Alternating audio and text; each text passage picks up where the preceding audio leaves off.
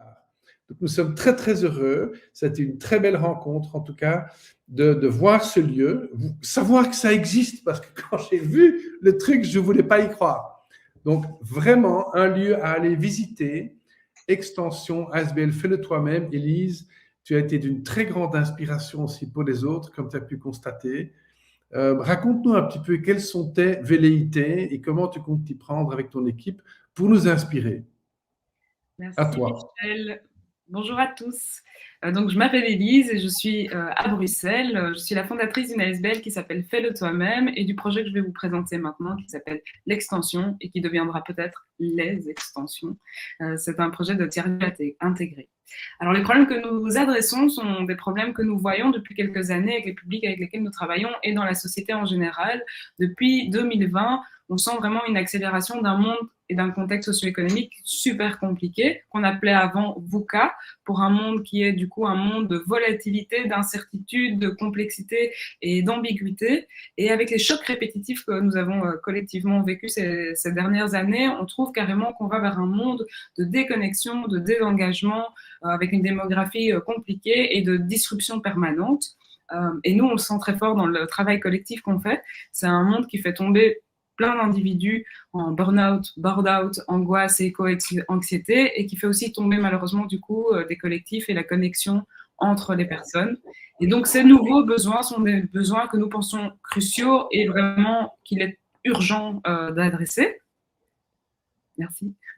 Du coup, notre vision, la vision de l'ASBL Fais-le toi-même et de ma super équipe, c'est que nous pensons qu'il est possible d'aller vers la libération individuelle et collective, vers une vie qui est plus reliée, plus joyeuse, plus créative, et surtout vers un système harmonieux qui aime et qui soutient le vivant, et donc un système qui agit aussi pour enrichir le bien-être global et la santé mentale globale, et qui donne valeur à la diversité et à l'interdépendance. C'est une vision, d'ailleurs, j'en profite, qui est, je pense, assez proche de celle de Cédric. En tout cas, elle résonne quand je l'écoute. Notre conviction, c'est pour aller vers cette mutation du système, il y a des acteurs qui sont déjà des acteurs en mouvement, qui ont besoin d'un petit push-up. Et c'est le cas de notre secteur chouchou, ce sont les artisans créateurs et les producteurs locaux, les travailleurs des industries culturelles et créatives qui sont souvent des freelances, et les associations pédagogiques qui sensibilisent à la transition systémique. Alors, qu'est-ce que c'est notre proposition? C'est quoi un tiers-lieu intégré? Je vais commencer sans doute par définir ce que c'est un tiers-lieu tout court. Un tiers-lieu, c'est tiers vient du mot 3. Le premier lieu étant le domicile, la maison, le foyer. Le deuxième lieu qu'on fréquente le plus dans nos vies souvent, c'est le travail. Et nous proposons ici un troisième lieu, qui est donc le tiers-lieu. C'est un lieu, un espace physique qui est prévu pour accueillir une communauté, que cette communauté va pouvoir s'approprier pour partager librement des ressources, des compétences et des savoirs. Et dans notre vision, ces lieux-là sont des lieux qui prennent soin du bien commun, et il y en a un peu partout. L'idée, c'est de répliquer ce modèle-là. Attends, Rian, tu peux revenir juste encore au précédent? Oui, génial, merci. Les tiers-lieux intégrés, ils ont vraiment pour vocation d'apporter une réponse systémique et complexe à des problèmes sociétaux qui sont en fait aussi complexes. Alors, pourquoi est-ce qu'on parle de tiers-lieux intégrés? Il faut savoir que l'ASBL Fais-le toi-même a déjà un lieu qui s'appelle l'Extension à Bruxelles. C'est le lieu dont parlait Michel. C'est un lieu de 1000 mètres carrés dans lequel il y a 70 membres qui évoluent. C'est une communauté qui co-gère l'espace de façon participative et presque horizontale. Donc, on a écrit un modèle de gestion et de gouvernance pour ce public cible et cette communauté. C'est un lieu de production, transmission et de vente, donc des lieux qui sont multi-usages. C'est la définition d'un tiers-lieu. Pourquoi intégrer? Parce que maintenant, on veut proposer que ces lieux s'intègrent dans des lieux qui sont déjà existants, qui répondent déjà à des fonctions sociétales essentielles, mais qui ont besoin d'un nouveau souffle, justement d'adresser ces nouvelles problématiques, ces nouveaux besoins cruciaux qu'on peut observer s'accélérer super fort depuis 2020, j'ai envie de dire. Et donc, c'est de ramener des tiers-lieux au sein même des écoles, des associations et des entreprises, parce qu'on pense vraiment que ça peut être le fil connecteur entre différents secteurs. La collaboration cross-sectorielle, c'est vraiment quelque chose d'important pour nous. Ça permet à des tempéraments et des personnalités différentes, d'acquérir de nouvelles perspectives et de profiter d'intelligences différentes. Alors, où est-ce qu'on a envie d'intégrer ces tiers-lieux? Dans les universités, dans les entreprises et dans les associations. Et ça, c'est les 3 premiers secteurs qu'on a envie de tacler, mais on pense déjà à un 4e. On peut passer. Merci. Alors, qu'est-ce qu'on fait dans ce tiers-lieu? C'est de vous imaginer des lieux de polyvalence, de multi-usage. Ce sont des lieux où on accueille différentes fonctions, parfois dans les mêmes espaces. Donc, c'est vraiment hyper polyvalent. On a classé en 2 catégories les fonctions vitales, ce qui doit être là. Sinon, on n'a pas de collaboration magique cross-sectorielle. Ce sont des lieux de production locale. Le premier lieu que nous avons, l'extension, est plutôt dédié vraiment à l'artisanat créatif et durable, mais ça pourrait aussi être des lieux de production plus lourds, plus centrés sur l'alimentaire, par exemple. Il faut un pôle d'expérimentation. Nos pôles chouchous sont les Fab Labs et les laboratoires low-tech. Ça pourrait être d'autres types d'expérimentation. Il faut un lieu de transmission de formation. Il faut que ces lieux accueillent soit le grand public pourra faire des ateliers et des workshops et acquérir de nouvelles compétences et améliorer leur autonomie, ou alors des publics qui viennent carrément en formation professionnelle et certifiante.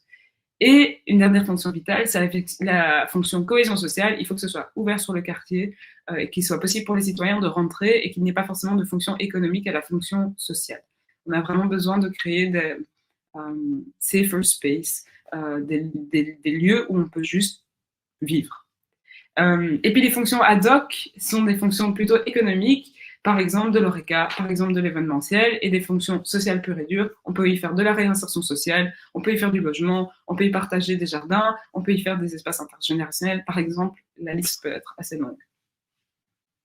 Alors, les bénéfices, c'est une liste non exhaustive des bénéfices qui sont du coup des multi-bénéfices multisectoriels, donc c'est pas facile de faire la liste, mais pour en faire des catégories, il y a vraiment une amélioration au niveau de la santé mentale et du bien-être, il y a une adaptation aux nouvelles nécessités du travail en termes de flexibilité et d'espace, il y a l'encouragement super important de l'apprentissage informel, l'amélioration et l'accélération des processus d'innovation parce qu'on fréquente justement d'autres types d'intelligence et d'autres types d'expériences, le renforcement de l'esprit d'entrepreneuriat, l'adaptation aux évolutions des tendances éducatives, la formation aux métiers et aux entreprises de demain, évidemment le pôle cohésion sociale, la reconnexion entre citoyens et travail, et la création de revenus supplémentaires.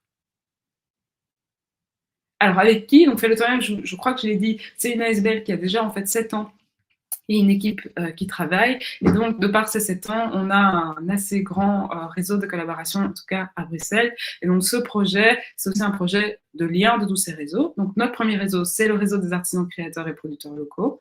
C'est notre réseau le plus solide.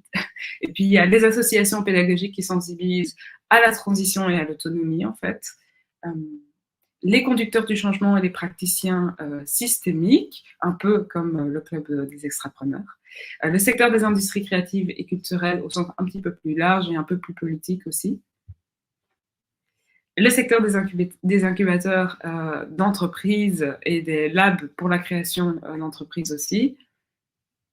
Les entreprises qui travaillent en économie circulaire ou en économie sociale et démocratique, et les incubateurs qui accompagnent ces entreprises. Et la sphère académique et la recherche, on bosse beaucoup avec les universités. Ça, c'est notre écosystème. Alors, qu'est-ce qu'on vend? Quel est notre business model? Donc, pour le moment, on a divisé en 2 pôles, les produits et les services. Et dans les produits, il y a un livre, on va écrire le Vademecum pour le petit guide de la création de tiers-lieux intégré, bonne pratique, et le modèle qui existe déjà chez nous, qui s'appelle du coup l'extension, le numéro 1. Et on veut faire dans l'extension des visites et des études de cas. Et un service collectif, on fait de la formation pour des groupes de 25 personnes qui peuvent venir pendant 1 semaine ou 2, apprendre vraiment comment créer un tiers-lieu, intégré ou pas. Donc, ce sont des personnes qui ont envie de s'y mettre, qui n'ont pas encore les méthodes, qui veulent gagner du temps et pas réinventer la roue. On a voilà, cette méthodologie qu'on peut partager de façon collective. Et puis, on a des services dits privés. Donc là, on travaille plutôt pour des entreprises ou des associations ou des universités qui ont envie soit que nous définissions le concept du tiers-lieu intégré, soit que nous gérions ce lieu et que nous créons et fédérons sa communauté. C'est super important pour nous d'avoir des communautés qui sont participatives, impliquées et soutenantes. On peut faire de la consultance, intervention, des partages de points de pratique. On peut faire un accompagnement privé de l'entièreté d'un projet pour créer un tiers-lieu intégré. Et on peut aussi aider à la recherche de financement pour faire ça. Alors, j'ai été trop vite dans mon PowerPoint. Je vous dirai bientôt merci, mais pas tout de suite. J'ai oublié de vous dire les next steps. Donc, pour le moment, on a déjà le lieu, on a déjà l'équipe, on a en fait le réseau et ce modèle bêta qui est l'extension number one. Ce qu'il nous faut pour le moment, ce sont des clients. En fait, on est assez près. Donc là, on va faire une étude de faisabilité, essayer déjà de tacler 3 secteur et donc d'essayer d'implanter dans une université, dans le secteur associatif et dans une entreprise 3 tiers-lieux intégrés. Les next steps sont que nous allons travailler avec probablement l'université de Delft, qui a un département avec des étudiants en urbanisme qui travaillent sur comment planifier la productivité urbaine. Et donc, on va bosser avec eux pour écrire le Vademecum, qui, du coup, aura aussi un volet recherche universitaire et scientifique. Et ça, on est très contents. Ils nous mettent à disposition une équipe de 10 étudiants. L'étape d'après, c'est d'organiser un Erasmus+ en Italie pour tester la formation collective de comment créer un tiers-lieu intégré avec des étudiants, du coup, internationaux. Ce sera sans doute pour le printemps ou l'été prochain. Et le dernier, je l'ai déjà dit, on va prospecter pour la clientèle. Et on peut passer à... Merci beaucoup, merci l'équipe de Extrapreneur et merci à vous d'avoir suivi cette présentation.